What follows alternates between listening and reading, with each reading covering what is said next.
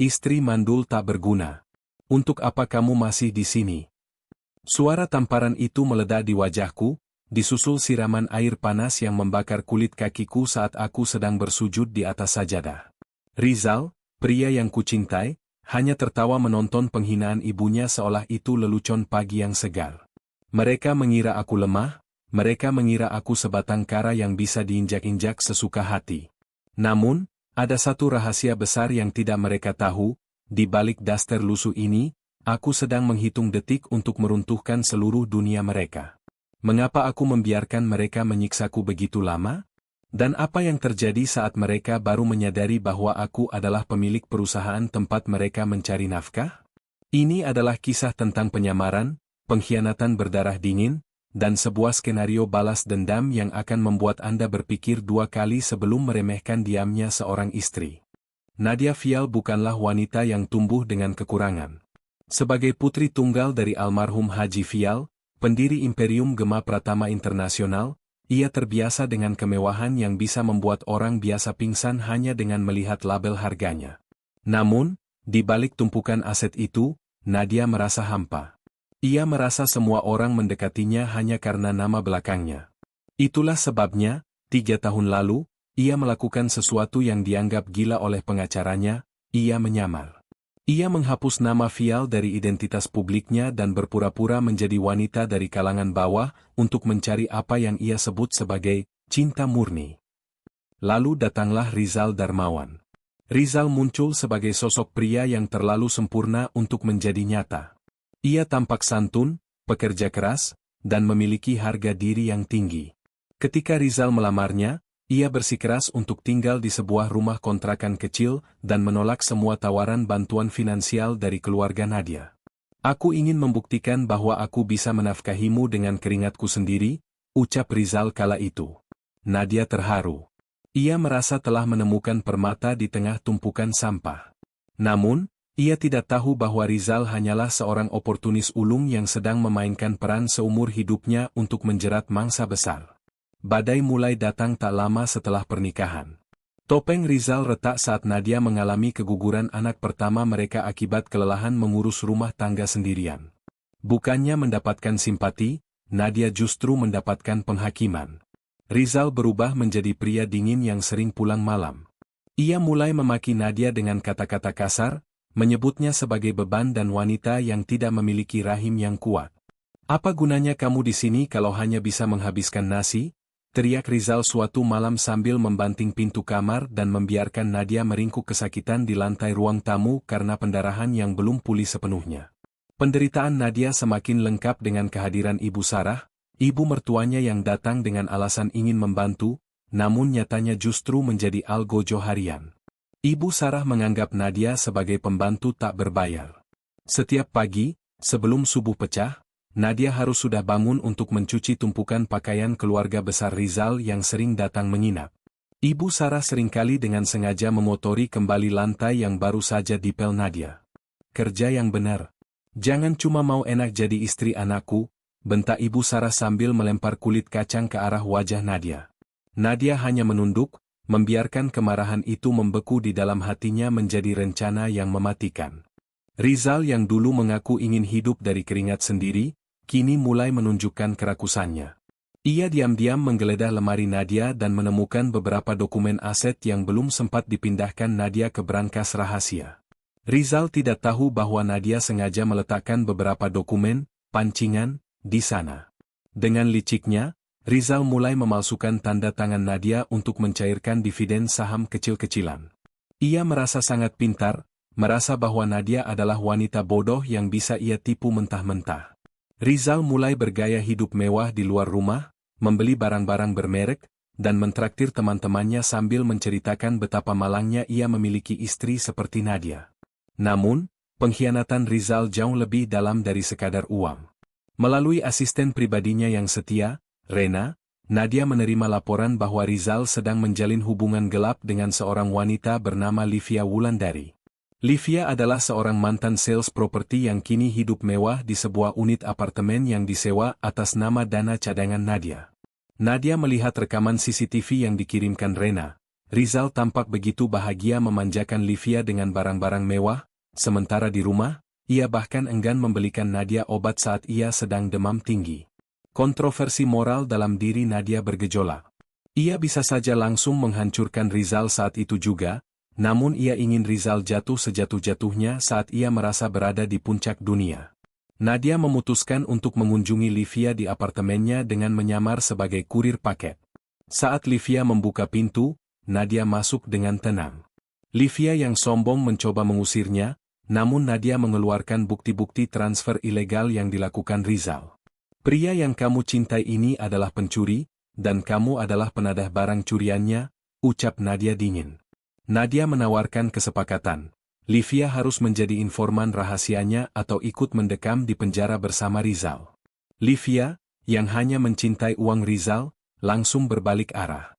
Ia menyerahkan semua bukti percakapan mereka, termasuk rencana Rizal untuk menceraikan Nadia setelah berhasil menguras seluruh aset keluarga Fial. Rizal berencana membuang Nadia saat tujuannya tercapai. Mendengar rekaman suara Rizal yang menyebutnya sebagai wanita sampah yang mudah dibodohi, Nadia hanya tersenyum miring. Ia tidak merasa sedih. Ia merasa lega karena tidak ada lagi alasan untuk menaruh belas kasihan sedikit pun pada pria yang kini tidur di sampingnya setiap malam itu. Hari eksekusi pun tiba, tepat saat Rizal merasa ia telah berhasil memalsukan dokumen penjaminan aset senilai miliaran rupiah untuk sebuah proyek fiktif. Pagi itu dimulai dengan drama seperti biasa. Ibu Sarah sengaja menyiramkan air panas bekas rebusan mie ke kaki Nadia saat Nadia sedang bersujud di rakaat terakhir salat subuhnya. Nadia meringis, merasakan kulitnya melepuh, namun ia tetap menyelesaikan salatnya dengan tenang. Ia berdiri, menatap Ibu Sarah dengan tatapan yang berbeda dari biasanya. Tatapan yang begitu tajam hingga membuat Ibu Sarah mundur setapak karena ketakutan yang tak bisa ia jelaskan. Beberapa jam kemudian, saat Rizal sedang bersiap berangkat kantor, pintu rumah mereka diketuk dengan keras. Bukan oleh tamu biasa, melainkan oleh 5 orang pria berseragam petugas pengadilan didampingi polisi. Mereka membawa surat penyitaan aset sementara. Rizal panik, wajahnya pucat pasi saat melihat nama Nadia Fial tertulis dengan jelas sebagai pemohon penyitaan. Apa-apaan ini, Nat? Kamu lapor polisi? Teriak Rizal sambil mencoba merampas dokumen itu. Namun, petugas dengan sigap menahannya. Rumah kecil itu disegel, dan semua barang mewah yang dibeli Rizal dengan uang ilegal disita di depan mata para tetangga yang mulai berkerumun. Ibu Sarah histeris, ia menjerit-jerit menuduh Nadia sebagai istri pembawa sial. Ia mencoba memukul Nadia, namun Rena yang sejak tadi bersiap di sudut jalan langsung menghadang dengan pengawal pribadi. Ibu Sarah ternganga melihat menantunya yang biasanya lusuh kini dikelilingi oleh orang-orang berpakaian jas hitam yang tampak sangat berbahaya. Nadia hanya berkata singkat, semua perlakuan ibu selama ini sudah terekam. Mari kita lihat apakah penjara lebih nyaman daripada kamar mandi yang setiap hari saya bersihkan. Ibu Sarah jatuh pingsan di teras yang kini bukan lagi miliknya. Rizal mencoba melarikan diri ke kantornya, berharap ia bisa mencari perlindungan di sana. Namun, ia tidak tahu bahwa badai yang lebih besar menantinya di lantai tertinggi gedung Gema Pratama Internasional. Di sana, sebuah rapat luar biasa telah disiapkan. Seluruh direksi telah mengetahui skandal korupsi dan pemalsuan dokumen yang dilakukan Rizal melalui laporan internal yang disisipkan oleh tim legal Nadia. Rizal masuk ke ruang rapat dengan napas tersengal, hanya untuk menemukan Nadia duduk di kursi pimpinan utama dengan setelan jas mahal yang membuatnya tampak seperti ratu yang tak tersentuh. Keheningan di ruang rapat itu terasa lebih menyakitkan bagi Rizal daripada ribuan makian. Nadia memutar sebuah rekaman suara di layar besar. Suara Rizal yang sedang tertawa bersama Livia, merencanakan cara tercepat untuk membuat Nadia lenyap, agar harta warisannya bisa jatuh ke tangan mereka sepenuhnya. Seluruh direksi menatap Rizal dengan jijik. Rizal mencoba bicara, namun suaranya tercekat. Ia sadar sekarang, istrinya yang ia anggap bodoh adalah pemilik mutlak dari gedung tempat ia berdiri saat ini. Ia hanyalah semut yang mencoba menantang gajah. Nadia secara resmi mengumumkan pemecatan Rizal secara tidak hormat dan menyerahkan berkas tindak pidana penggelapan serta pencucian uang kepada pihak kepolisian yang sudah menunggu di luar ruangan. Rizal diseret keluar dengan tangan terborgol di hadapan semua rekan kerjanya yang selama ini ia bohongi dengan cerita kesuksesan palsunya. Foto Rizal yang tertunduk malu saat digelandang polisi langsung menjadi viral di portal berita nasional dengan judul, "Karyawan senior tipu istri yang ternyata pemilik perusahaan." Kejatuhan Rizal tidak berhenti di sana. Nadia memastikan semua akses finansial Rizal tertutup rapat. Ibu Sarah yang kini sadar harus menerima kenyataan pahit bahwa mereka tidak punya tempat tinggal. Nadia menaruh mereka di sebuah rumah kontrakan yang sangat sempit dan kumuh di pinggiran kota, dekat dengan pembuangan sampah. Ibu sering bilang saya cocok di tempat kotor, kan? Sekarang silakan ibu nikmati tempat ini bersama anak kesayangan ibu, ucap Nadia melalui pengacaranya. Tidak ada lagi AC, tidak ada lagi perhiasan emas, yang ada hanyalah penagih utang yang datang setiap hari karena pinjaman Rizal yang menumpuk. Dalam sebuah jamuan makan malam bisnis beberapa hari kemudian, Nadia sengaja mengundang Rizal, yang saat itu sedang dalam status penangguhan penahanan, untuk datang sebagai pelayan cadangan, melalui agen penyalur yang dikuasai Nadia. Rizal harus melayani tamu-tamu penting yang dulu pernah ia hina. Saat mata mereka bertemu, Nadia hanya menatapnya tanpa ekspresi, seolah-olah Rizal adalah benda mati. Rizal menjatuhkan nampan berisi gelas kristal, hancur berkeping-keping seperti harga dirinya yang kini sudah tak bersisa di hadapan para kolega kelas atas. Setelah semua debu pertarungan itu mengendap, Nadia memutuskan untuk melakukan pembersihan total atas hidupnya.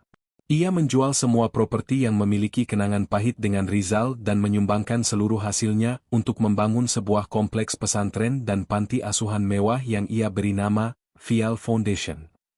Ia ingin mengubah rasa sakitnya menjadi sesuatu yang memberikan manfaat bagi orang lain. Nadia kini dikenal sebagai filantropis muda yang paling berpengaruh, bukan lagi sebagai istri sederhana yang mudah ditindas. Rizal akhirnya dijatuhi hukuman penjara selama 7 tahun atas berbagai pasal berlapis. Di dalam sel yang dingin, ia terus-menerus dihantui oleh bayangan wajah Nadia. Ia kehilangan segalanya. Livia meninggalkannya begitu ia jatuh miskin, dan ibunya kini jatuh sakit tanpa ada biaya untuk berobat di rumah sakit mewah. Ibu Sarah seringkali berteriak memanggil nama Nadia di kontrakan kumuhnya, memohon ampun, namun pintunya sudah tertutup rapat. Penyesalan memang selalu datang terakhir, dan bagi mereka, penyesalan itu terasa seperti neraka di dunia. Nadia memilih untuk tidak pernah menikah lagi dalam waktu dekat. Ia fokus memimpin perusahaannya menuju ekspansi global. Ia sering terlihat mengunjungi panti asuhannya, menggendong bayi-bayi yang ditelantarkan, dan memberikan mereka kasih sayang yang dulu ia harapkan bisa ia berikan kepada anaknya sendiri. Nadia telah bertransformasi dari seorang korban menjadi seorang pemenang sejati. Ia membuktikan bahwa kebaikan yang dikhianati tidak akan pernah hilang sia-sia, karena Tuhan selalu punya cara untuk membalikkan keadaan dengan cara yang paling tidak terduga. Malam itu, di balkon kantornya yang megah, Nadia menatap hamparan lampu kota Jakarta. Ia teringat kembali saat-saat ia harus mencuci pakaian mertuanya hingga tangannya kasar, atau saat ia disiram air panas. Luka itu masih ada, namun ia tidak lagi merasa sakit. Ia telah membasuh luka itu dengan keberanian. Diamku bukan karena aku takut, tapi karena aku ingin melihat seberapa jauh kalian bisa menggali lubang kubur kalian sendiri, bisiknya pada angin malam. Nadia Fial telah menyelesaikan permainannya, dan ia keluar sebagai satu-satunya orang yang masih berdiri tegak di atas papan catur kehidupan yang kejam itu. Kini, Nadia berdiri tegak di puncak gedung pencakar langitnya, menatap kota yang kini mengakui kekuatannya.